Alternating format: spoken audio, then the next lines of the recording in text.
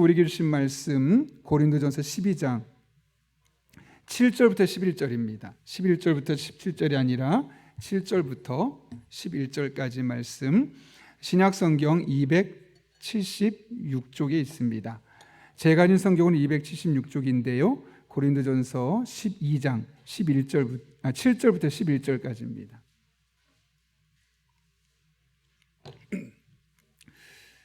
우리 함께 7절부터 11절까지 말씀 한 절씩 읽고 마지막 11절은 한 목소리로 읽겠습니다. 각 사람에게 성령을 나타내심은 유익하게 하려 하심이라.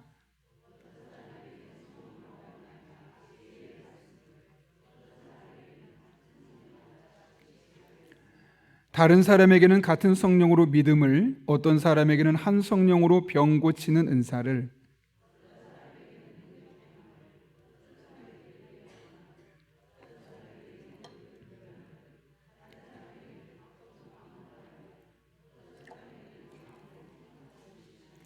같이 읽겠습니다. 이 모든 일은 한 성령이 행하사 그의 뜻대로 각 사람에게 나누어 주시는 것이니라. 아멘. 우리 함께 기도하고 하나님 말씀 나누겠습니다.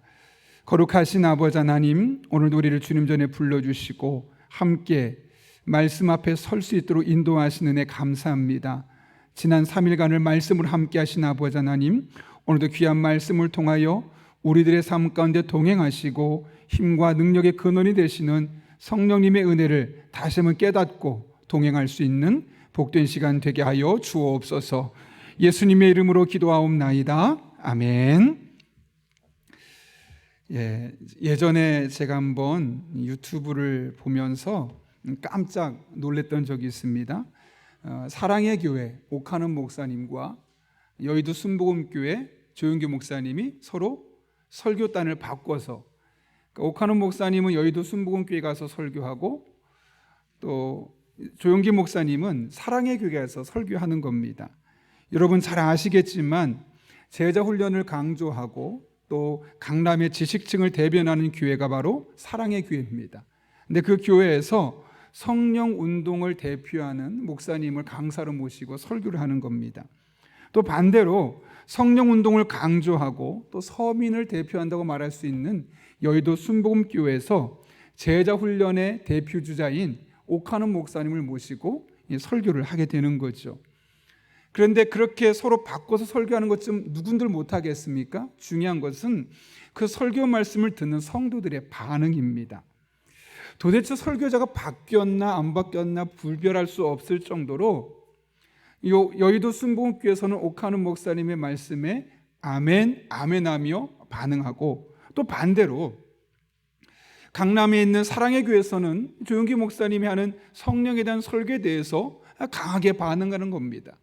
어떤 분은 그렇게 말할 수 있겠죠. 목사님 워낙 두 분이 세계적인 목회자니까 어디다 데려다 놔도 아멘하고 감동하지 않겠습니까? 라고 말할지도 모르겠지만 그거와 전혀 다르게요. 어쩌면 그 교회가 각자 평상시에 강조했던 것과 전혀 반대있는 부분들의 설교를 함에도 불구하고 그 말씀을 대하는 성도들의 모습을 보면서 설교자가 바뀌어 있구나라는 것을 전혀 짐작하지 못할 만큼 그 성도들의 반응이 너무나 뜨거웠습니다. 왜 그렇게 되었을까요, 여러분?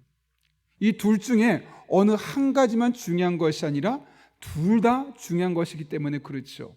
하나님의 말씀을 가지고 서는 것, 특별히 그 말씀을 붙들고 제자 훈련이 되어서 내가 말씀대로 살아가는 것이 너무나 중요합니다. 그러나 사람의 힘만으로는, 사람의 지혜와 지식만으로는 감당할 수 있는 한계가 있기 때문에 결국 성령의 역사가 아니면 살아갈 수 없다는 것을 오히려 열심히 성경 공부하는 사람일수록 느끼는 겁니다.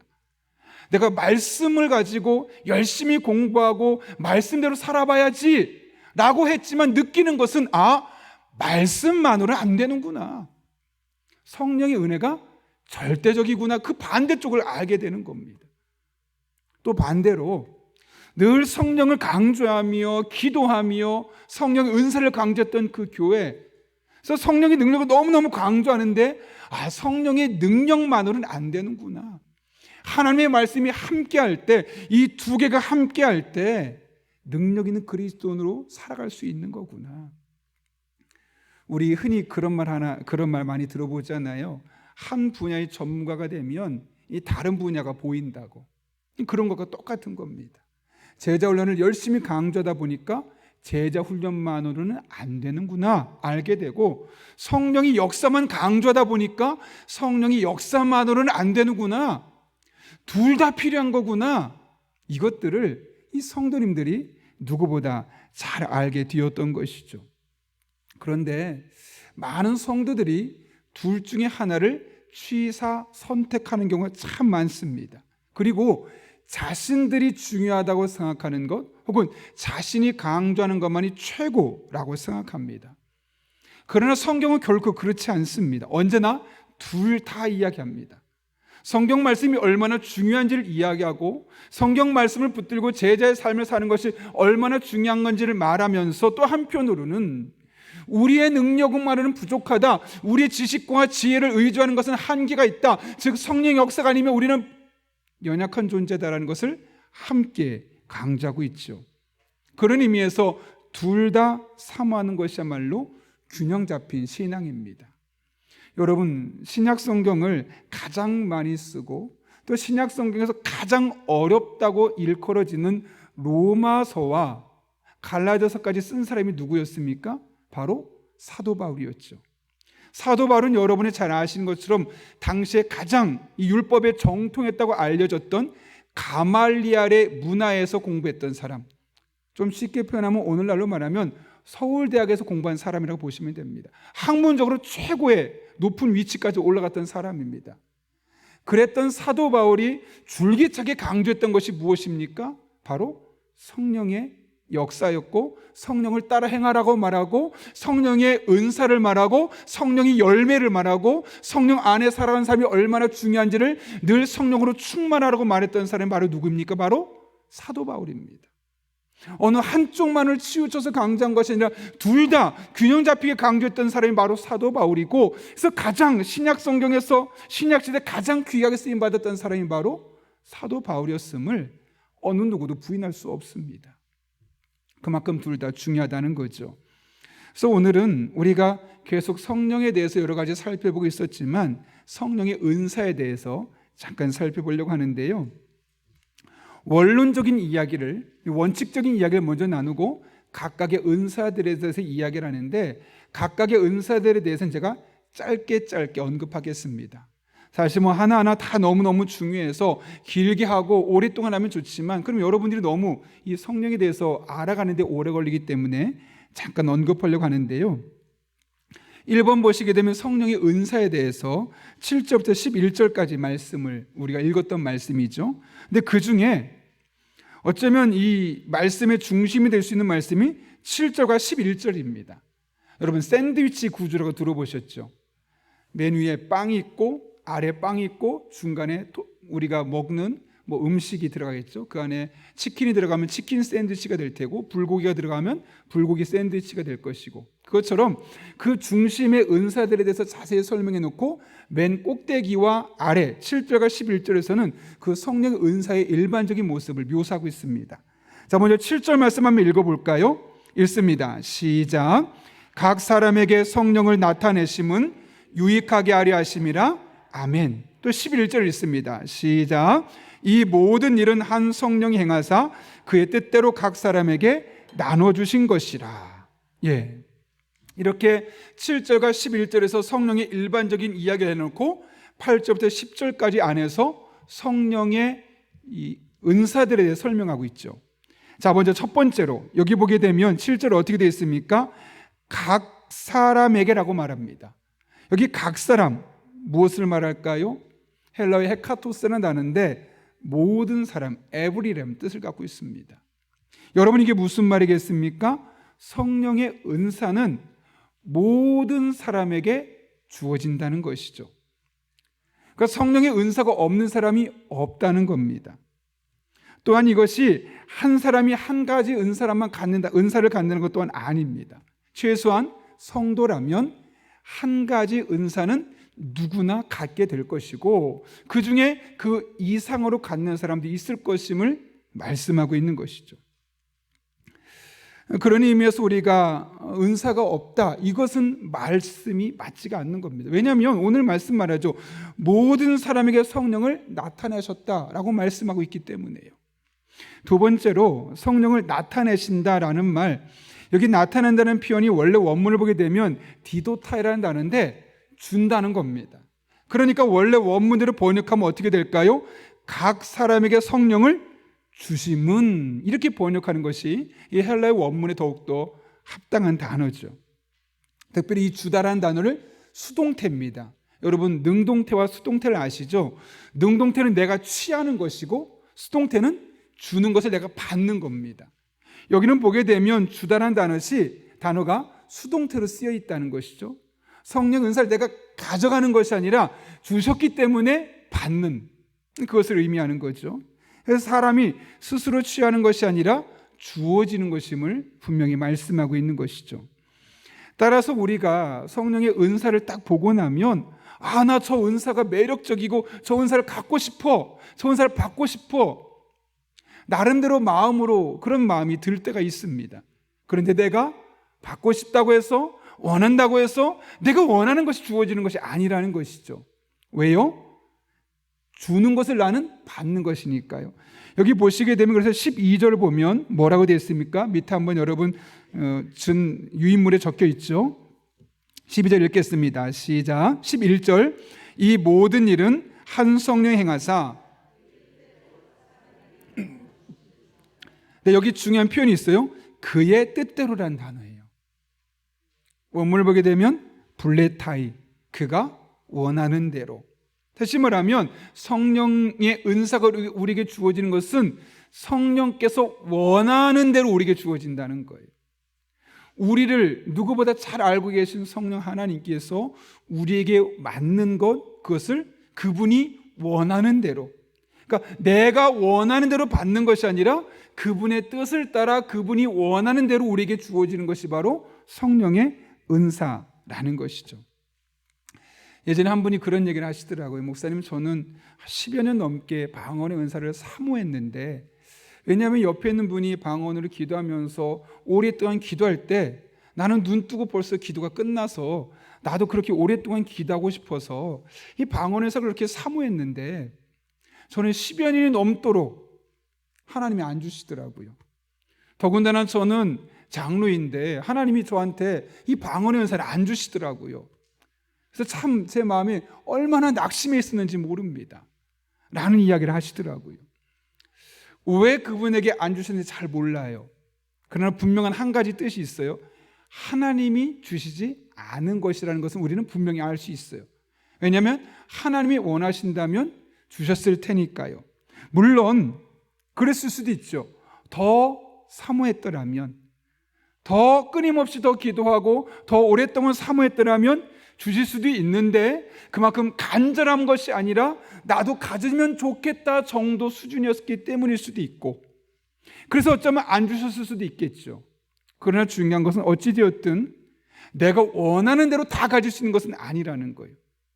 하나님께서 주시는 대로, 성령 하나님께서 내게 원하는 대로 주시는 것이 바로 성령의 은사라는 것을 성경은 우리에게 분명히 말씀하고 있는 것이죠. 저 또한 한번 여러분에게 언젠가 얘기했던 적이 있는데, 저는 방언을 고등학교 2학년 때 방언 은사를 받았거든요. 그래서 정말 기도를 많이 했고, 그러다 보니까 방언 기도를 오래 하다 보면 어떤 마음이 드냐면 내가 무슨 기도하는지 알고 싶다. 제가 다음번에 이제 방언의 은사에 대해서 이제 여러분 앞에 말씀 나누려고 하는데, 방언은 고린도전서 14장을 보게 되면 내가 무슨 말 하는지 알아듣지 못하잖아요. 그러니까 방언 기도가 하면 무슨 생각이 드냐면 내가 지금 뭐라고 기도했을까? 영혼의 기도니까 그런 마음이 들어서 통역을 사모하는데 하나님께서 안 주시더라고요. 처음에는 좀 낙심했어요. 그러나 하나님께서 안 주셨을 때는 때가 있고 이유가 있는 거죠. 내가 원하는 거 안 줬다고 해서 그분이 나쁘거나 그분이 나를 미워해서가 아니라 나보다 나를 더 잘하시는 그분께서 지금 필요하지 않아서, 혹은 그것이 아닌 또 다른 게 더 필요하기 때문에 어쩌면 나에게 그렇게 행동하실 수 있었기 때문에 잠깐 동안은 섭섭했지만 그 뒤로는 절대 섭섭하지 않았습니다. 왜요? 나보다 나를 더 잘 아시잖아요. 그렇게 성령 하나님께서 우리에게 은사를 주시는 것은 내가 원하는 것이 아니라 그분이 원하는 것을 주신다. 자, 세 번째로는 우리에게 은사를 주시는 목적이 뭐라고요? 유익하게 하려 하심이라. 여기 유익이라는 단어가 쉼페론이라는 헬라어인데요, 이게 개인의 유익이라기보다는 공동의 유익을 위한 것이다, 이런 뜻을 갖고 있습니다. 물론 은사가 있으면 개인도 유익하죠. 예컨대 뒤에 잠깐 살펴보겠지만 내가 지혜 은사가 있어요. 그래서 스데반처럼 똑똑하고 지혜롭게 돼요. 통찰력이 있어요. 또 지식의 은사가 있어서 성경을 보면 깨달아져요. 믿어져요. 그런 지식의 은사가 있으면 얼마나 우리에게 개인적으로 유익하겠어요. 내 신앙생활이 더욱더 풍성해지겠죠. 그 이외에도 방언 은사는 우리로 하여금 기도하게 만들어주는 은사이기 때문에 그 방언 은사가 우리에게 있다면 얼마나 우리가 유익하겠어요. 그런데 궁극적으로 이 은사를 주시는 목적은 개인의 유익을 넘어서는 더 원대한 목적이 있다는 것이, 그것이 바로 무엇이냐? 공동체 유익이에요. 교회 공동체를 아름답게 세워가기 위해서요. 그럼 여러분, 교회 공동체를 세워가기 위해서라면 어떻게 은사를 주는 것이 맞을까요? 다 지혜 은사만 주고 다 지식 은사만 준다면 될까요? 그렇지 않겠죠. 우리가 몸이 건강하려면 온몸이 다 건강해야 되겠죠. 예컨대 내가 좀 운동해서 몸을 튼튼하게 해야지 해서 오른쪽 팔만 계속 운동한다고 해서 그 사람이 건강해지는 거 아니에요. 한쪽만 계속 하다 보면 탈나고 오히려 다른 데가 약해지게 되어 있지 않겠습니까? 온몸을 균형 있게 운동할 때 전체적인 몸이 밸런스를 갖추는 것처럼 은사도 마찬가지죠. 그렇다면 여러분, 은사에 더 중요한 은사가 있고 그렇지 못한 은사가 있을까요? 없을까요? 그렇지 않아요. 교회 공동체를 유익하게 만드시기 위해서 하나님께서 다 필요한 것이고, 어떤 사람에게는 지혜 은사를 주시기도 하시고, 어떤 사람에게는 지식 은사를 주시기도 하시고, 어떤 사람에게는 방언 은사를 주셔서 또 기도하게 하시고, 어떤 사람은 믿음의 은사를, 어떤 사람이 영을 분별하는 은사를 등등등 통역하는 은사를 주셔서 이 교회 공동체의 유익을 위해서 하나님께서 함께 세워가시는 거죠. 그러니까 누구는 더 사랑해서 그 은사를 주시고 나는 덜 사랑해서 안 주시고 그런 거 없고요. 은사에 우월한 것과 열등한 것이 없는 거예요. 다 교회 공동체를 세워가기 위해서 필요한 것이죠. 이 세상 속에 직업의 귀천이 있습니까? 없습니까? 물론 사람들은 나누죠. 돈 많이 버는 직업이 더 중요하다고 해서 그것을 귀한 직업이라고 생각하고, 돈을 조금 버는 직업을 그렇지 못한 직업이라고 생각하죠. 최근에 연대, 고대 합격한 수많은 학생들, 특별히 어떤 학생은 서울대 합격했는데 수십 명이 학제 등록을 포기했대요. 왜요? 우리나라 최고의 대학교 서울대학인데 왜 서울대학의 등록을 포기했을까요, 여러분? 의사 되려고요. 서울대 경영학과, 서울대 심리학과, 교육학과 갔어요. 얼마나 좋은 학교겠어요. 최고의 대학인데 그 과에서. 그런데 그걸 포기했대요. 왜요? 다른 대학교에 의대 합격했대요. 왜 의대를 가려고 할까요? 의사 되면 돈 많이 버니까요. 의사 되면 선생님 사람들이 존중해 주니까요. 그런데 하나님께서는 직업에 귀천을 두지 않았어요. 여러분, 만약 청소하는 사람이 청소하지 않아서 이 세상에 쓰레기 더미가 된다면 어떻게 되겠습니까? 저는 인도는 가보지 않았는데요, 인도 땅을 보니까 정말 더럽더라고요. 유튜브로만 봤는데도 냄새가 나고 목이 칼칼하다고 그러고, 거기 갔다 한국 오니까 마치 천국 온 것 같더래요. 청소하지 않거든요. 만약 우리나라에 청소하는 사람이 없다면, 그리고 어떤 공장에서 물건을 만드는 사람이 없다면, 자동차 회사에서 생산직이 없다면 여러분, 자동차 어떻게 누가 타겠어요? 아무리 돈 많은 의사라도 평생 걸어 다닐 수밖에 없는 거예요. 가위로 메스로 수술해야 되는데 그거 만드는 사람 없으면 의사가 어떻게 그 일을 하겠어요?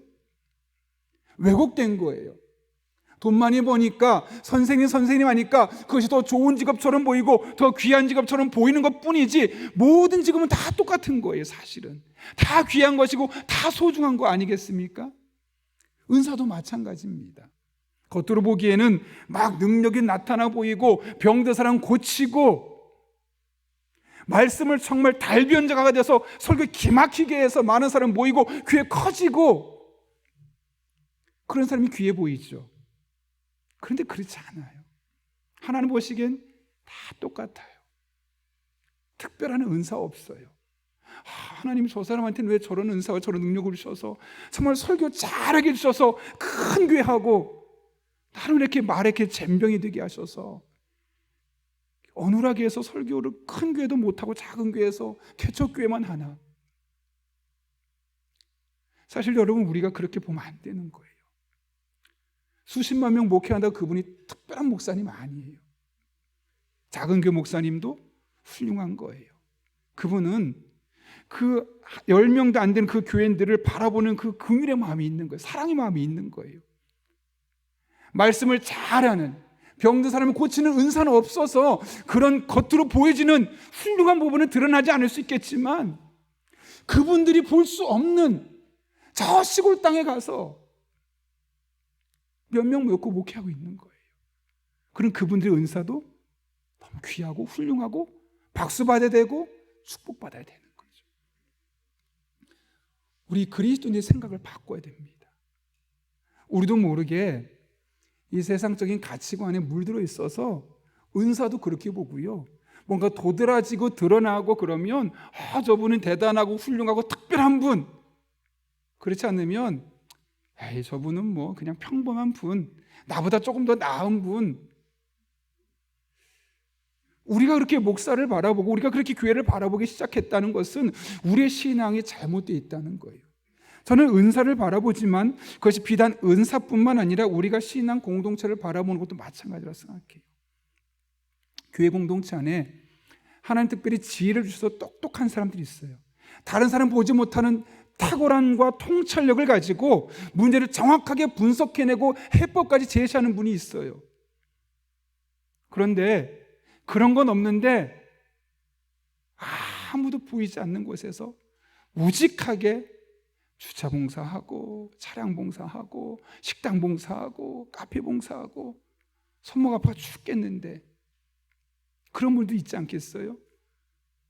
누가 도드라지겠습니까? 분명히 통찰력 있고 지혜 있는 사람은 직업도 아마 돈을 많이 버는 직업에서 교회에서 인정받고 막 그런 사람일 거예요. 그런 사람만 중요한 게 아니라는 거죠. 은사가 그렇다면 그 은사로 말미암아 우리에게 드러나는 이런 현상들, 때로는 그것이 직업과도 연결되기도 하고 봉사와도 연결되기도 하고 그 사람이 서 있는 삶의 자리와 연결되기도 하는데 그것을 우리가 균형 있게 바라볼 수 있어야 되는 거죠. 궁극적으로 하나님께서 우리에게 은사를 주신 이유는 유익하게 하려고 하는 거예요. 개인의 유익이 넘어서서 공동체의 유익을 위해서. 그러니까 내가 어떤 특별한 은사가 있다고 해서 영적으로 교만할 필요도 없고요. 다른 사람이 겉으로 잘 드러나서 남들이 인정해주는 은사가 있다고 해서 그것 때문에 비굴해질 필요도 없는 거예요. 내게 주신 은사를 가지고 하나님 앞에 감사하며 즐겁게 신앙생활하며 섬기면 되는 거예요.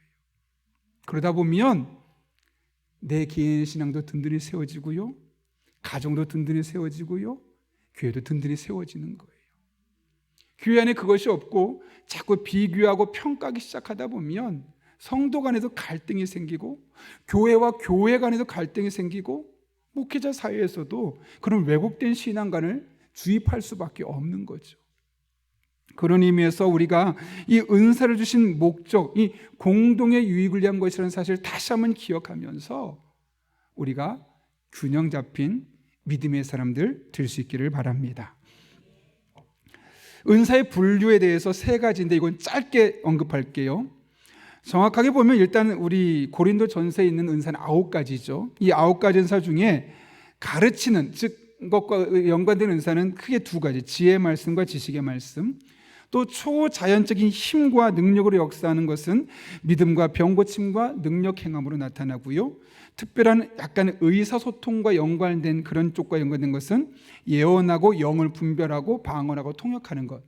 제가 이렇게 나눈 것이라기보다는 대부분의 신학자들이 이렇게 분류하고 있는 겁니다. 자, 그렇다면 각각의 은사들에 대해서 제가 짧게 그냥 이건 이런 겁니다 정도 수준에서 언급하고 함께 기도하려고 합니다. 첫 번째로는 지혜의 말씀이에요. 근데 잘 보시면 밑에 1번 지혜의 말씀과 지식의 말씀이 시작이 뭐로 됐어요? 로고스로 되어 있죠. 둘 다 로고스를 사용하기 때문에 공통점이 있다는 것을 알 수 있지만 분명한 차이가 있는데요. 여기 지혜의 말씀은 성령님을 통해 우리에게 깨닫게 되어지는 지혜예요. 그래서 여러분 잘 보시면 아시겠지만 사도행전 6장 8절부터 보게 되면 스데반이 성령과 능력으로 지혜롭게 말했는데 그 옆에 있는 수많은 사람이 스데반의 지혜를 따라가지 못했다고 그래요. 이렇게 돼 있어요. 10절 보면 스데반이 지혜와 성령으로 말함을 그들이 능히 당하지 못했다. 그러니까 지금 스데반이 말할 때 그 말을 누가 주신 말이라는 거예요? 성령께서 주시는 그 지혜로 말을 했더니 그 옆에 있었던 수많은 사람, 구레네인, 알렉산드리아인, 길리기아인, 아시아에서 왔던 수많은 사람들이 논쟁했지만 그를 이길 수 없었다고 그래요. 이때 쓰는 단어가 이 지혜의 말씀이에요. 성령의 은사 중에 지혜의 말씀이 임하게 되면 핵심을 꿰뚫어 보고 자신이 갖고 있는 실력 이상의 탁월한 언변을 갖고 말할 수 있는 것을 보게 되죠. 이게 바로 지혜의 말씀이고, 두 번째로는 지식의 말씀인데요. 이것은 성령께서 주시는 감동을 통해서 성경 자체, 이 성경 말씀을 정확하게 깨닫는 거예요. 그러니까 지혜와는 약간 달라요. 지혜는 약간 일반적인 의미에서 지혜라면 이 지식의 말씀은 성경 말씀이 깨달아지고 그 성경 말씀이 믿어지고 그 성경 말씀의 정확한 의미를 알아가게 되는 지혜가 바로 여기 있는 거죠. 그런 인물이, 대표적인 인물이 바로 누굴까요? 사도 바울이죠. 그 사도 바울이 디모데후서 3장 16절 17절에서 이렇게 말했어요. 모든 성경은 하나님의 감동으로 된 것으로, 성경 자체가 하나님의 감동, 즉 성령님을 통해서 이 땅에 기록되었다고 분명히 말씀하죠. 교훈과 책망과 바르게 함과 의로 교육하게 유익하니 이는 하나님의 사람으로 온전케 하며 모든 선한 일을 행할 능력을 갖추게 하려 함이니라. 베드로서 1장 20절과 21절도 마찬가지입니다. 먼저 알 것은 성경의 모든 예언은 사사로이 풀 것이 아니니, 성경에는 모든 말씀은 사사로이, 즉 개인적으로 마음대로 풀지 말라는 거예요. 왜요? 예언은 언제든지 사람의 뜻으로 낸 것이 아니요 오직 성령의 감동하심을 받은 사람들이 하나님께 받아 말한 것이기 때문이에요. 성경 자체가 성령님의 도우심을 통해 기록되었다면 그 말씀을 가장 잘 해석할 수 있는 사람은 누굴까요? 성령 충만한 사람, 지식의 은사가 있어서 하나님의 말씀을 온전히 깨달을 수 있는 사람이야말로 가장 정확하게 기록되었던 당시의 뜻을 알아서 그 말씀을 전할 수 있겠죠. 세 번째로 성령의 은사는 믿음입니다. 믿음은 구원의 믿음이 아니라 산을 옮기는 기적, 이런 등의 믿음이 있죠. 내 믿음대로 될지어다 라는 말씀이 있고, 내가 믿음이 없어서 저에게 믿음을 주십시오라고 기도했던 사람들의 기도도 여러분 기억하실 겁니다. 그런 믿음입니다. 그런데 성경에서 믿음은 어떻게 생긴다고 그래요? 믿음은 들음에서 나고 들음은 그리스도의 말씀으로 말미암는다고. 즉 하나님의 말씀을 계속 읽다 보면 그 가운데 나도 모르게 믿음이 생겨지는 거예요. 그리고 그 믿음대로 했더니 그 믿음대로 기적 같은 일들이 일어나게 된다는 거죠. 네 번째로는 그 믿음과도 연관되지만 병 고치는 은사예요. 실제로 아픈 사람이 낫는 거죠. 여기 치유하다, 여기다가 이아마이란 단어인데요, 이게 육체의 질병뿐만 아니라 영적인 질병까지 포함하고 있는 헬라어 단어예요. 따라서 이 병 고치는 은사는 우리의 육체의 질병을 고치기도 하지만 마음의 쓴뿌리, 이 마음의 상처까지 해결하는 그런 하나님의 놀라운 은혜가 있는 것이죠. 이 병 고치는 은사가 있을 때 베드로가 요한이 미문 앞에 구걸하던 날 때부터 장애가 있었던, 신체적인 장애가 있었던 사람을 일으켰던 것을 여러분이 기억하실 겁니다. 그 다음 다섯 번째는 능력 행함인데, 이거는 원문의 의미를 보게 되면 기적들의 일, 그러니까 수많은 기적들을 포함하고 있는 뜻으로 초월적인 사건들을 말합니다. 그래서 여러분 아마 디나미스라는 말 들어보셨죠? 그게 이 능력이라는 말이 이 디나미스의 복수형이에요. 그러니까 능력들, 이런 뜻이에요. 능력들을 행하는 것을 일컬어 여기 말하는 성령의 은사로서 능력의 행함이라는 것인데, 이 은사가 있는 곳마다 초월적인 역사들이 나타난다는 거예요. 그래서 예를 들면 사도행전 13장에 보게 되면 박수 엘루마가 예수 믿는 것을 방해하죠. 그때 이 바울이 어떻게 했어요? 성령이 충만해서 그를 주목하고 악행이 가득한 자요 마귀의 자식이요 모든 의의 원수여 주의 바른 길을 굽게 하기를 그치지 아니하겠느냐 하고 네가 맹인이 되어서 얼마 동안 보지 못하리라 했더니 그 순간 앞을 못 보게 되었어요. 그런 기적들이 사도행전에 나타나고 있죠. 사실 여기서 보면 믿음과 병 고치는 은사와 능력 행함은 약간 서로 연관돼 있어요. 그렇죠? 그러나 명확하게 은사로서는 세 가지가 구분되어 있다는 것을 여러분이 기억하면 좋겠고요. 그 다음 6번째로는 예언함이에요. 여기 예언함이란 것은 뭐냐면 하나님의 감춰진 계시의 내용을 명확히 이해하고 선포하는 것. 그런 의미에서 약간 지혜의 말씀과는 연관성이 있어요. 그러나 그렇지만 또 다른 거예요. 왜냐하면 지혜의 말씀은 그 순간순간 필요한 지혜를 얻어서 깨닫게 하는 것에 목적이 있다면 예언함은 경고하는 거예요. 그러면 안 됩니다. 이래야 됩니다. 조금 더 선지자적 관점에서 잘못된 길을 가고 있을 때 옳은 길을 제시하는 측면에서 예언적인 관점이 좀 더 강한 것이 바로 예언함이라는 것이죠. 그런 의미에서 지혜의 말씀과 예언의 은사는 약간의 차이점이 있다는 것을 우리가 기억해야 되겠고요. 7번째 영들 분별함은 이게 성령께서 하시는 행동인지 아니면 그 사람의 욕심으로 하는 것인지 사단으로 말미암아 것인지 보이는 거예요. 요한일서 4장 1절에 보면 이런 말이 있어요. 영을 다 믿지 말고 하나님께 속하였나 보아라.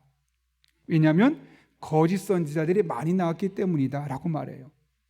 제가 오늘 이제 집사님이 저한테 교회로 편지 우편물이 오면 저한테 갖다 주거든요. 2개가 있어서 하나를 열어보고 또 하나를 열어봤더니 하나에서 뭐가 나왔냐면 아주 구구절절하게 쓰셨는데 한 신천지에서 보낸 거예요. 저하고 목사님 성경 대결해 보시죠. 저랑 성경 퀴즈 한번 시험 볼까요? 이러면서 자신이 갖고 있는 신념이 얼마나 강한지를 저에게 어필하고 있는 거예요. 그분들이 어떤 말을 해도 그것이 성경적이지 않고 그 영이 잘못되어 있다는 것을 누구나 잘 알 수 있어요. 왜요? 그들이 하는 행동을 보면 그게 성령이 하는 역할일까요? 하나님이 원하시는 걸까요? 사람들을 선동하고 그 교주를 배불리고 그 사람들을 괴롭히고 힘들게 하는 것이 성령께서 하는 역할일까요? 누가 봐도 아니잖아요. 여러분 신천지가 하는 일이 어떻게 하고 있습니까? 신천지 사람들에게 14만 4천 명이 여러분이 들어가야 됩니다. 그래야지만 여러분 이 세상이 종말할 때 천국에서 여러분이 하나님과 함께 살아갈 수 있습니다 라고 말하면서 그 14만 4천 명을 채우려고 했잖아요. 문제는 뭐냐면 14만 4천 명이 넘어가는 거예요. 이미 코로나 시기에 30만이 넘었다는 거 여러분 다 들어보셨잖아요. 그럼 30만이 넘었는데 14만 4천이 이미 넘었으니까 어떻게 해석해야 될까? 30만 다 14만 4천에 들어간 알곡이 아닙니다. 그 중에 또 경쟁시키는 거예요. 그 14만 4천 명에 들어가라는 거예요. 어떻게 하면 돼요? 열심히 일해서 그 돈 나한테 바치라는 거죠. 그리고 열심히 신천지 교도들을 더 많이 늘리라는 거예요.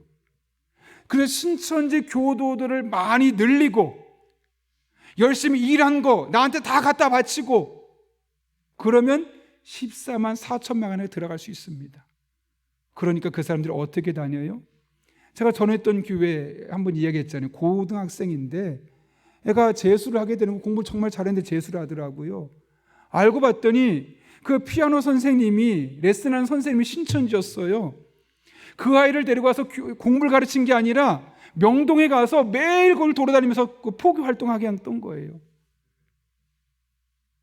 여러분 그 영이 성령입니까?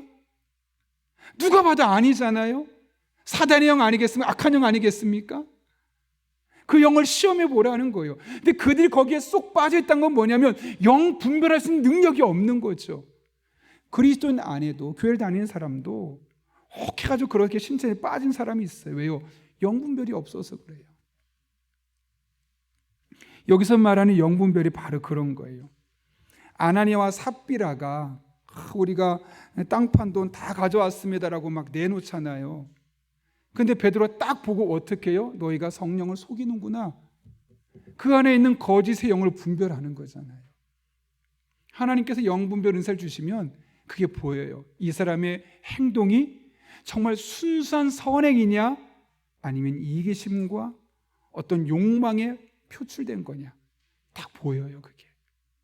그게 영분별의 은사고요. 자, 시간 없으니까 두 가지 빨리 할게요. 각종 방언을 말하면, 그러니까 여기서 방언이라는 게 우리가 흔히 말하는 경상도 방언, 강원도 방언 이렇게 생각하는 방언과 달라요. 왜냐하면 제가 다음번에 설명드리겠지만 성경에 말하는 방언은 두 가지, 하나는 글로사, 하나는 디알렉토스예요. 디알렉토스는 바로 그런 거예요. 어느 지역의 언어, 고유의 언어. 그러나 글로사는 말로 설명할 수 없는 모호한 표현. 여기서 말하는 은사는 헬라 원문을 보게 되면 게네글로슨이라고 되어 있어요. 글로사라는 단어가 쓰여 있어요. 성령의 은사로서. 중요한 것은 여기서 보면 각종 방언이라고 말해요. 그러니까 이 방언의 은사가 표현되는 양식이 한 가지가 아니라는 거예요. 아마 여러분 가끔 우리 새벽 기도에도 그렇겠지만 이 방언의 은사를 하는 분들 보면 다 똑같지 않아요. 다양한 형태로 표현되는 거예요. 그래서 누가 더 잘한다 못한다 없어요. 각종 방언을 말하니까요. 네, 다음에 자세히 설명하도록 하고, 마지막은 방언들 통역함이에요. 여기 보게 되면 헤르메니아 글로손이라고 되어 있는데 이 글로손이 바로 뭐예요? 방언이고 앞에는 헤르메니아가 번역, 해석한다는 뜻을 갖고 있죠. 제가 아까 잠깐 이야기했지만 고린도서 14장에 보게 되면 사도 바울이 방언의 은사와 예언의 은사를 함께 이야기해요. 통역도 함께 이야기해요. 그러면서 14장에서 뭐라고 말하냐면 이 방언은 내 영혼이 하나님께 기도하는 거라고 그래요. 그러니까 내가 그걸 알아들 수 없대요. 그러니까 방언을 하는 사람은 뭐를 사모하라 그래요? 통역하기를 사모하라 그래요. 내가 하나님께 지금 내 영혼이 무엇을 기도하고 있는지를 알아차릴 수 있으니까요. 여기까지만 제가 이제 끝내도록 할게요. 나중에 기회가 되면 방언과 통역은 제가 다시 한번 설명하도록 하고, 어찌되었든 중요한 것은 성령의 은사예요. 자, 여기 세 가지 7절이 가장 중요해요. 각 사람에게, 모든 사람에게 성령을 주셨는데 내가 원하는 것이 아니라 그분이 주신 거예요. 그리고 그 목적은 뭐라고요? 공동체의 유익을 위해서. 그러니까 여러분, 우리가 성령 충만을 할 뿐만 아니라 성령의 은사를 사모해야 될까요? 사모하지 말아야 될까요? 많은 분들이 성령의 은사를 장식품처럼 생각해요. 있으면 좋고 없어도 괜찮은 것. 아니요. 성령의 은사를 주신 목적이 뭐라고요? 함께 유익하라고요. 그러니까 이 성령의 이 은사가 없으면 함께 유익할 수 있어요? 없어요? 없는 거예요.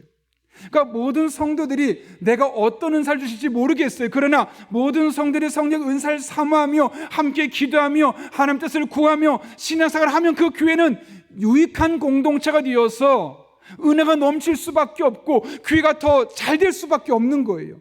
사랑이 넘치고 은혜가 넘치고 지혜가 넘치고 기도가 넘치고 하나님 뜻을 깨달은 은혜가 있고 병든 사람이 낫기도 하고 이런 다양한 은혜들이 교회 안에 넘치는 거예요. 그러니까 장식품이 아니라 필히 사모해야만 하는 거예요. 우리 교회 성도님들이 그동안 성령의 은사를 있으면 좋고 없으면 상관없지 이런 장식품이 아니라 있어야 되는 거구나. 이것이 있을 때 교회가 더 유익해지는 것이구나. 이것이 있을 때 내 신앙도 내가 다 누릴 수 없지만 다른 사람으로 말미암아 이 은혜를 누릴 수 있구나.